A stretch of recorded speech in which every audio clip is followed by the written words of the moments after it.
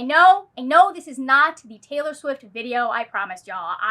The woman is not going anywhere. She will always be there for me to recommend her books. I will recommend her books at another time, but like, I want to live in this moment. Why don't I recommend y'all some books that go with this? Hello, my lovely friends, it's Margaret. Welcome back to my channel, and I warned y'all. I told you when this thing came out, it was gonna be my entire personality. But also, books have been my entire personality for longer than I have ever known Taylor Swift existed. Rather than moving on, I thought, why not just remember this moment and recommend some books that you could match up to some Taylor Swift songs. Disclaimer before we start, I'm not going for a one-to-one match. Some of these books are going to match themes. Some of these books, it's going to be how I feel about the book. If you're a Swiftie, you probably already had the track list in front of you. For those of you that are just here for the good books, I'll tell you which song I'm matching it to. For mine, this is going to seem like a weird one, but for mine, I'm recommending The Lightning Thief by Rick Riordan. This book is just, like, potentially the best thing that has ever happened to me. There's another book on here that might be, but it fit a different song much better. When I thought of, like, a book that made me feel the way that mine does,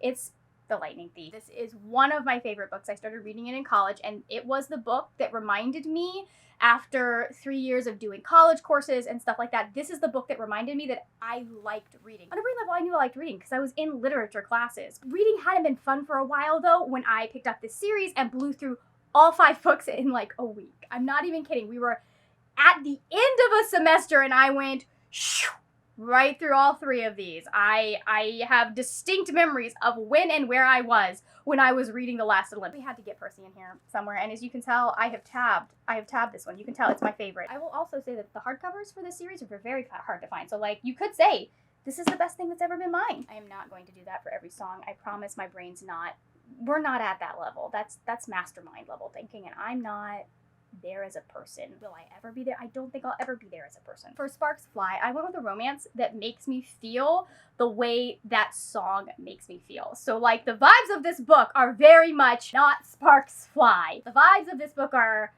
something else, probably something more off of Reputation, but the couple that I am basing this off of, like, they just make me feel like this song, and I feel like, at least on her end, she probably would associate this song with him. It's complicated, but I'm going with Six of Crows by Leigh Bardugo. It's Kaz and Inej. This is entirely because of the line that's like, my mind forgets to remind me that you're a bad idea, because you can see Inej go through that thought process in this book. This is so dark and gritty and all of that. And then you have this beautiful light spot in this book that is Inej Gaffa, and the fact that she gets Kaz to come out of his shell just a little bit. We love a couple where she just doesn't take any of his shit. I know it doesn't fit the book as a whole, but it fits the couple. It fits the couple. It makes that's how they make me feel inside. For Back to December, I went a little bit more literal because I had literally the perfect book on my shelf, and that is Where the Rhythm Takes You by Sarah Das. This is a retelling of Jane Austen's Persuasion set in Tobago, and it is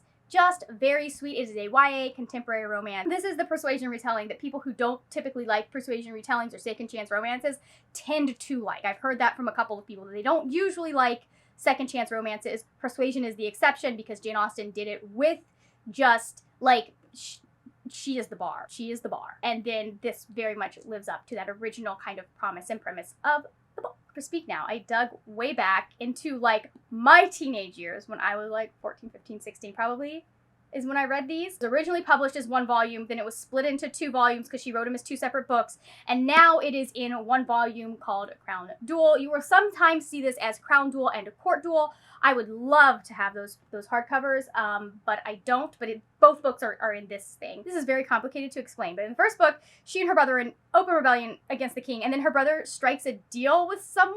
Let's just say the second half of this book has very Speak Now vibes. Like, that song, the vibes of the second half of this book, very Speak Now. And when that moment finally comes, it's just, this was a formative text for me. This was a formative moment in my childhood. Dear John was a hard one to get because I don't have a lot of tragic romances. Books that I would recommend typically have a very happy ending. They don't do all of that. But then I remembered that I have this lovely thing. It's A Wounded Name by Dot Hutchison.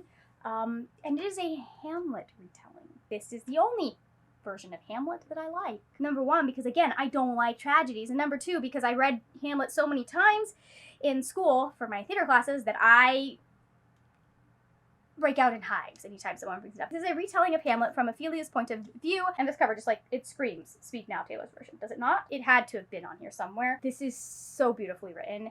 It is dark. There were definitely trigger warnings because of Hamlet existing and being Hamlet, and yeah, taking out his trauma on Ophelia. Boy needed therapy, but you know, if he'd had therapy, then the play wouldn't have gone the way that it went. Highly recommend this one if you are a Shakespeare person. Just know it does get kind of dark. Like, I don't know why I'm warning you that, because if you're picking this up because you like Hamlet, you know some of what he does or where it could go, but still, like, just go into this one with some warning. For me, you gotta get, like there are so many different levels to which this series fits me. Number one is the line that, like, I just want to be okay again. So the series is Fullmetal Alchemist by Hiromu Arakawa. This is a series about two brothers basically, literally trying to be okay again. Because of how the things that happen before the story starts, one of them does not even have a proper body. And they're trying, literally just like, we just want to get it so that, like, we have our bodies back and we are not, I don't have to worry about my brother potentially just disappearing from existence, because all that's left of him is his soul, which is tied to a suit of armor. Ed literally gave up body parts, limbs. He literally gave up limbs to save his brother. This just so happens to be my favorite manga of all time. I have yet to read one that tops it. I have yet to read one that makes me feel the way that this one made me feel. And it holds up pretty well, actually, considering that it was written in 2000. I think there is a level of nuance in this manga that you don't see a lot of time with shonen, especially when it comes to the female characters. And I do believe a lot of that has to do with the fact that it is written by a woman. Okay, so Story of Us, Story of Us is very Will and Tessa coded. So I obviously had to recommend Clockwork Angel, the first book in their series by Cassandra Clare. This is my favorite Cassandra Clare series of all time. I love the way that they do the romance between these two main characters. I love Will Herondale as a character. I love, like, Will and Tessa are my favorites. Like, I know Clary and Jace are the OGs, but, like, Will is really the OG Herondale. Like, he is...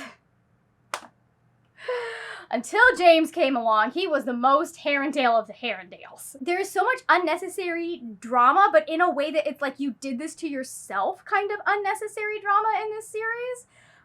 Like, I can see people making some of these decisions, but it's a fantastic fantasy paranormal series set in Victorian England, and it ties into the same Shadowhunters world as the rest of her books, but you can actually just read this trilogy on its own. You do not need to have read any of the other books, because technically this is the prequel series. Basically, if you like this one, I say go on to the rest of the books, because I feel this is her best series. You could just read this and not need to read the Mortal Instruments. For Never Grow Up, I actually chose a novel where the character does kind of have to grow up. I think that is a theme of Never Grow Up, is that, you know, you may not want to grow up, but you do have to at some point. And that is Other Words from Home by Jasmine Warga. This is a middle grade novel written in verse. I think it very much fits Taylor's style, especially, like, look at this cover. Look at this. This is a gorgeous, fantastic, wonderful cover. This is a beautiful, beautiful story about family and growing up and finding your place. And I think those are all themes that you see tackled through Never Grow Up. Or Better Than Revenge. Really, there was only one book that could go there, and that is The Cruel Prince by Holly Black, because, like, Better Than Revenge is our main character's theme song. I kid you not when I say that that song had to have been playing in her mind the entire time. I know they live in Fairy. She doesn't actually know who Taylor Swift is, probably. But when I say, like, this song is just playing in the background every scene that she is in, which is all of them, because the book is her. She's our main point of view character. It's literally her as she's going throughout Fairy. The book that I chose for Innocent, you guys knew it had to make it on this list at some place, and I do think that it embodies our main character's kind of feelings and journey, thought process, etc., etc. This is a book that I've been trying to get. Like, literally anytime anyone's like, oh yeah, I've been thinking about reading this book, or I got this book, I'm like, drop everything now. I need you to read it now. Just do it. Just do it. Just pick it up. And that's Little Thieves by Margaret Owen. Between this and the sequel, every recommendation in this video could have just been this book and the sequel, but I kept it to one. Okay, guys? I figured I'd keep it to one. Favorite series. This is a fantastic retelling of The Goose Girl. We really examine family and friendship and trauma in this series, and it's just It's beautiful. It is about a very, very flawed main character. Please read it. Please read it. Also, I know there aren't a lot of books out there with demi-rep, and this does have demisexual rep, so just know that going in there. People always get excited about that, and I understand. I got excited about that when I found out too. Last Kiss was another hard one for me because, again, I don't do tragic romances. But one of my favorite Jane Austen books actually does kind of fit the vibe of this song, like in the romance. Last Kiss is kind of almost like a prequel to Persuasion by Jane Austen. So this is a second chance romance. It's about two people. Well, it's about Anne Elliot, and she had someone that she broke things off with because she was convinced by her family that it would not be a good idea. And so she's like, I'm sorry, this isn't going to, yeah, it's not going to work. And so she has to walk away from that relationship. And then we pick up many, many years later, when they are running into each other again. She has not found anyone else that she's fallen in love with who has been interested in her. And it's a beautiful, sweet kind of almost, the romance is so low-key. So much of this book is just about Anne coming into her own and realizing things about herself. And becoming a stronger person herself. And then the romance kind of comes alongside that as she's having these realizations and is there waiting for her at the end. This is probably one of Jane Austen's, Jane Austen only writes romance. This is probably Jane Austen's most romantic book. For Long Live, there was only one option for me. This book was part of such a cultural moment on Twitter for the book community, or at least for the Susan Dennard girlies. When I thought of Long Live, I thought of Luminaries by Susan Dennard because, I was there. I remember that moment. I was part of that whole Twitter thread thing. And then to finally be able to hold this book in my hand and read it and have such a fun time, really getting to know these characters, getting to know this world that I was already so enamored with because Susan had been talking about it for so long and had involved us in this really fun little choose your own adventure type thing that went down on Twitter. And we died so many times. We made worse choices than the protagonist of a YA novel. A whole group of adults and teens on Twitter did worse than the protagonist of a YA novel, guys. That just make sense. When people talk about, I don't understand why they made such dumb decisions. Have you ever been a human being? Because people make dumb decisions all the time, even when they know it's fictional, they know the tropes, they know what the possibilities are, they know what the last happened when they made this choice. Team UGJ forever. It is Gilmore Girls meets Buffy meets Supernatural. If you're into any of those things, I highly suggest that you pick it up. For Hours, I went with one of my favorite books of last year because I feel like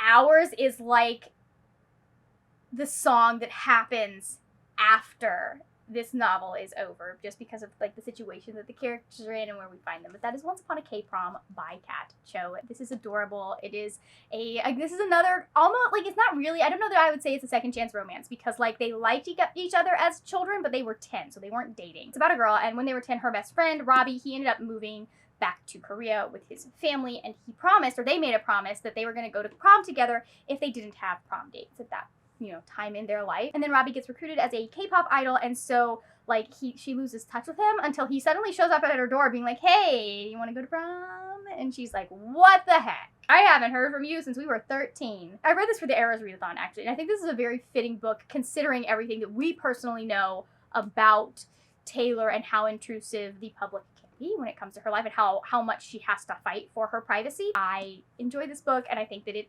perfectly fits the vibe of that song. The fact that she wrote that song about John Mayer, though, girl. Some of her best songs on that album, some of the most romantic songs on that album, John. If you listen to the lyrics, they all tie back to Dear John, and it's Taylor, God, what you're able to make out of pain.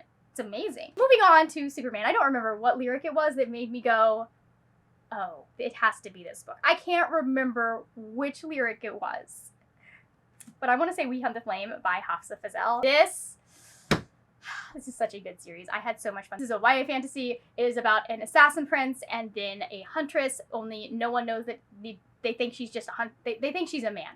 And so it's just there is a moment, I remember, there is a moment in book 2 that is very, like, I'm just like you could have played Superman over it and it would have fit. I'm not going to tell you what moment it is because it would definitely spoil things, but I love the main couple. They are so... They're goals, really. They are goals. This is an Arabian-inspired fantasy set in a cursed land, and our main character is trying to undo this curse. She's kind of been tasked with undoing this curse. Because of various things that I don't remember all the details of, and you probably don't need to know all the details of because they'd probably be spoilers. There was a reason why they're like, I choose you, Pikachu, for our poor main character. For Electric Touch. That... I really wanted to do like a steamy romance, something like that, but I couldn't find any that fit the yearning tension that you feel in that song. It's very much about the anticipation of a thing happening, and there are all these reasons why maybe it's not a good idea, but it's still like you feel that pull, and so I had to go with The Scorpio Races by Maggie Stiefvater. We're talking about Puck and Sean. This is a book that is so well written, you feel like there should be an island off the coast of like Scotland, England, Wales, probably Wales, off the coast of Great Britain somewhere that this happens at. It has man-eating horses, which is my favorite part. They actually literally eat people. Why that's my selling point for this book every time, I don't know, because that probably creeps people out. But this is just like the journey that our two main characters go on as they are trying to prepare for this race and getting to know each other and knowing that they are competitors and like they both have very high, like very emotionally high stakes going on for why they need to win this race, but they're also kind of falling for each other at the same time. I just felt like that fit with Electric Touch really well. We're gonna rearrange some things here. When Emma Falls in Love was a hard one.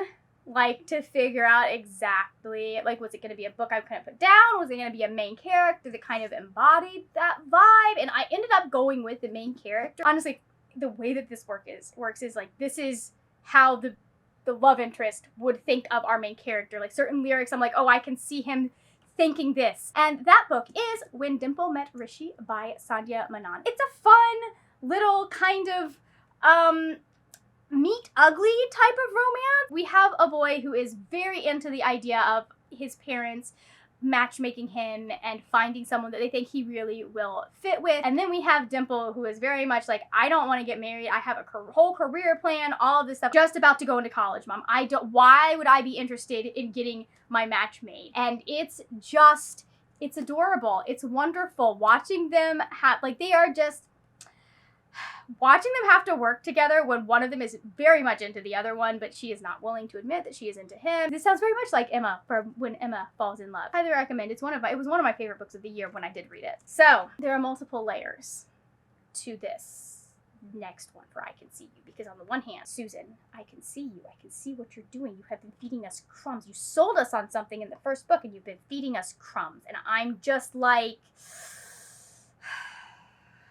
but also, the two of the main characters very much like this song was playing in the back of their heads anytime they were in the room with each other. Like when the amount of sexual tension between these two. This is one of those where like they fight and it's like, just get a room. You're nitpicking here because you're trying to ignore everything going on with. Okay. That is Truth Witch by Susan Dennard. I love this series, and I'm really, like, I have just been surviving.